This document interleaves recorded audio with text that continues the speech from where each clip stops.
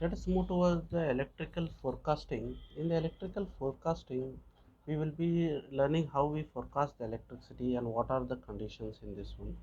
There are many ways in forecasting. For example, the supply which is producing, it has to be forecasted for the load to be given. Now in this one, the world requires the electricity. Without the electricity, the world economy cannot improve or develop. There are many areas where the electricity is compulsory and it should be used. Many Asian countries or region, particular regions, there is a more demand.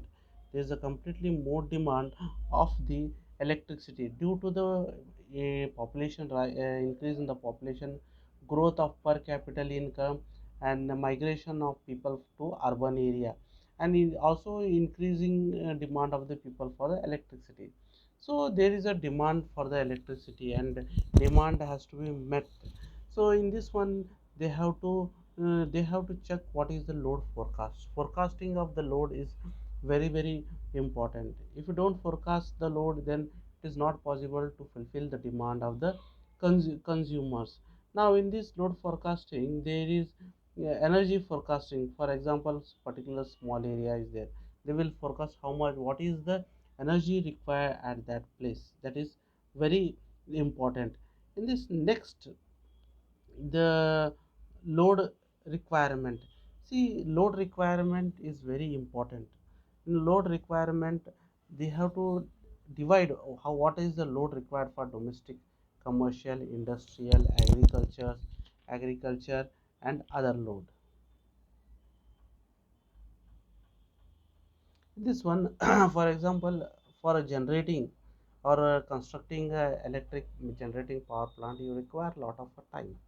For hydropower plant, 4 to 5 years; coal thermal plant, 3 to 4 years; gas turbine, 2 to 3 years; laying of transmission line, 2 to 3 years; and distribution network also it requires 1 to 2 years. So the load are divided in three types. The first is lighting. The lighting, second is motive power, and third is a digital economy. Motive, in the first lighting, that is the load. Motive power means motors, many motors or industrial motors that run. And third, the power that is required, it is of a digital economy, means the use of internet or electronic devices. So in this one, the efficiency, if you want to calculate the load curve tells about the energy consumed by particular person or by the particular area or particular region. It gives the energy. It gives, it also makes to understand the load management. You can easily manage how much load has to be given and what has to be done. And distribution generation, like how the generation has to be done. Either you have to take it from the solar, or you have to take it from the wind, or you have to take it from the thermal. That all things, it start coming, and you, it has to be managed properly. If you do a load forecasting, this can be easily managed. There are many types of a load in a country. There are many types of a load. There is like domestic, commercial, industrial, and agriculture. Depending upon the load they are going to consume, consume in this one. And this one, particularly residential, commercial, and agriculture loads are seasonal variation. There is a seasonal variation. But if you see the industry load, it is a constant or a base load, and many weather changes, due to weather changes or due to some related things, current or load may changes. Domestic loads which we cover up in this one is our light, fan, domestic appliances, heater, refrigerator, air condition, mixer, oven, heat range. This all comes in a domestic load, and it takes up 10 to 25% of the load. Commercial, it is lighting for shops, advertisement, fan, air conditioning, heat, and other electrical appliances that is used by commercial areas like shopping malls, shops, or market areas, and they use 25 to 30% of the load. If you go for the industrial, it is quite different. There are three types of industries: small scale industries, medium scale industries, and large industries. They takes the load different, and they want the load they want, it is a more load they want. In this one, no more load they want.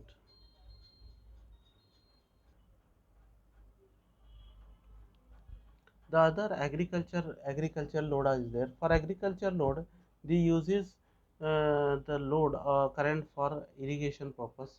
That is mostly that the motor they have been installed in the agriculture to pump the water. Other loads also are there which is being used like street light, traction load, government load, everything are there that has to, that is comes under other load.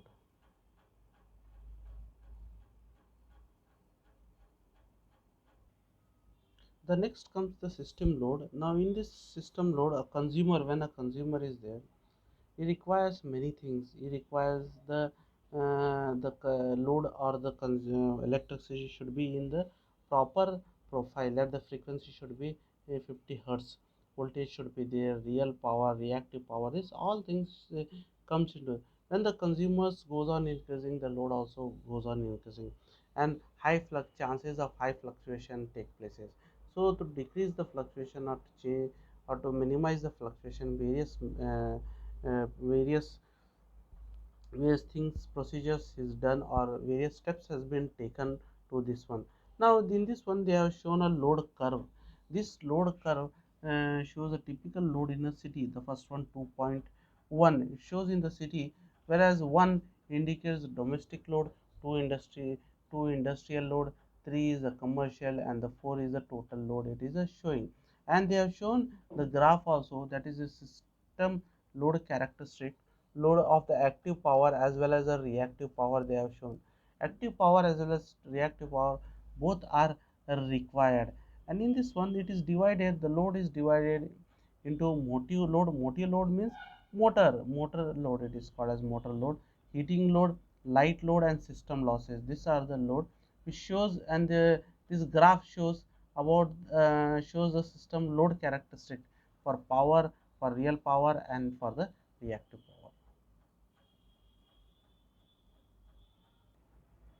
Now in this one, that is electrical load growth. If you see the commercial and the residential area, in the commercial and residential area, the demand for electricity is growing.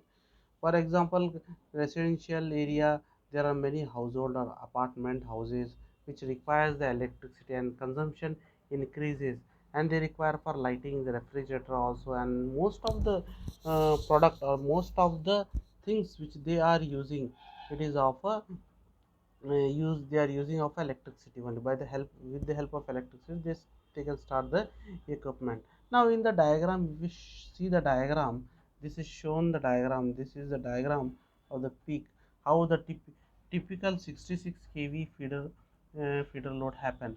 Now the amount, it is the amount of electricity going to industry, transportation, and residential, for both usage, whether it is in the daytime or it is in the night time, yearly time they are shown. That is 2.3, it is a typical power demand curve for the 66 kV feeder. They have shown a power demand curve during the summer and the winter season.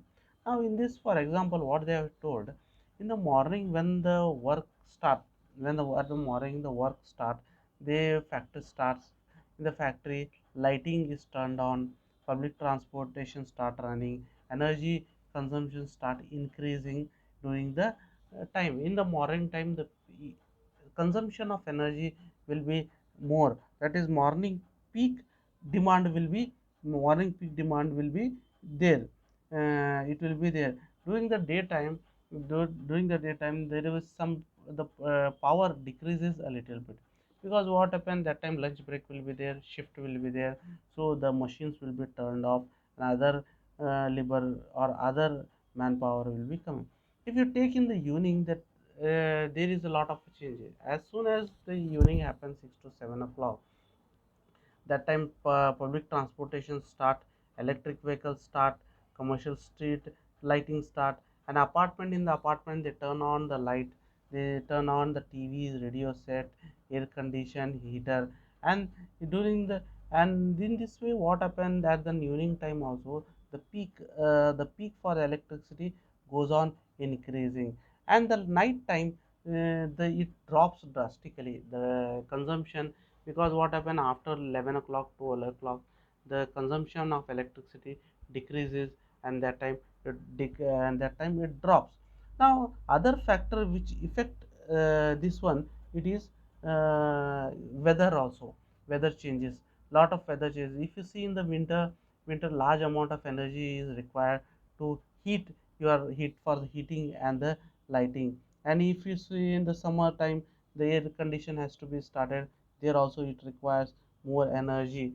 So it depend upon the area to area, and it also depend upon the weather system.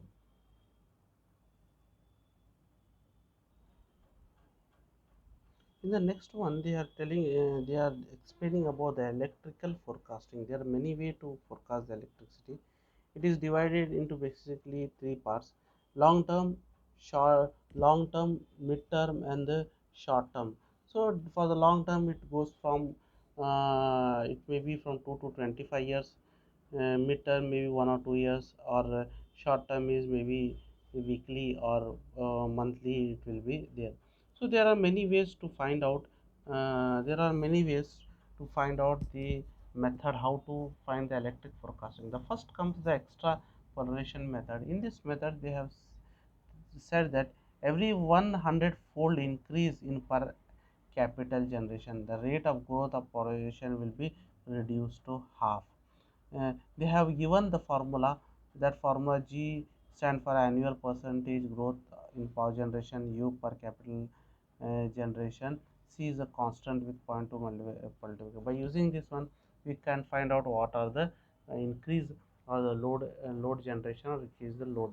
Now end use method. In the end use method, that production it is used in traction, irrigation, water pump, and sewage pump. In this, the data they have taken in the data, and using the data they will find out what is the generation required. Next trend methods are there. In this trend method, domestic, commercial, public lighting is suitable. They are used to find what is the growth by using the graphs and load curve. By using this one, they can find the trend method. Now in this one, forecasting horizon, that is divided the long term forecasting. If you see this long, if you see the long term forecasting, in the long term forecasting, there are following things they will do. The first come exploration of natural fuel and water resources. Natural fuels is required, water resources required for the generation of electricity. That is it. Development training, trained human power should be there. That also important. People required to work there, and planning for generation, transmission, and distribution equipment, that is required. Equipment is required for all the things. And in this way, the midterm, it comes the midterm. The midterms it lasts for few years. That is, it decide what should be the billing for each consumer. Different type of consumers are there, so the billing should be different. Now power exchange has to be done for with the neighbor state or neighbor region. That has they will do maintenance scheduling, and an annual budgeting. That all budgets they will plan out. Short term maintenance will be there. Load flow, whatever the data they are going to get, from that one they'll find out the load, what is the load which they have to get, what is the load. They will find easily the load curve. They are find spinning reserve calculation means how much, for example, 12 generator are there. Now only for that city or for that town 12 generator are there. With 8 generator you can fill their demand. So the four remaining four, it is a reserve generator which can be used for any, if in the type of emergency. So other things like scheduling of pump storage unit, system security analysis, load management scheduling, this all comes in short term forecasting. See, this is a midterm and the short term forecasting. There are various things which comes under this midterm forecasting and the short term forecasting.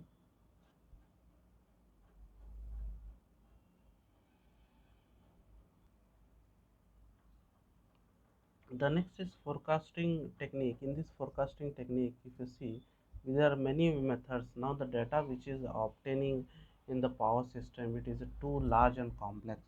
So it is not possible for by the experts or by the experts or to manually calculate the load. It has to be used by some other way, or by using algorithm, by using software, or by using other method. The load forecasting has to be done in this one. That trend identified nowadays are industry to information society, nation to world economy, short to long term thinking, centralization to decentralization. These are there. The first thing which we are going to find is time series. In time series analysis is a good technique.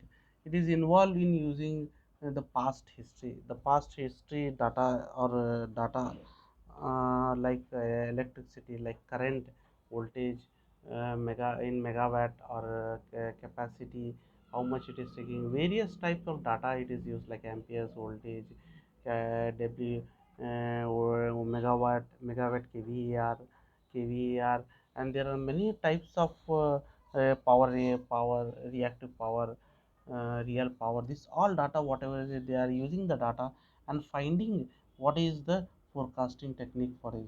So the history or the data which is being used for monthly uses, for daily uses, it is being used, and by this one they are making a trend of, they are analyzing in the form of trends, cyclic variation, seasonal variation, irregular movement they are using in this one.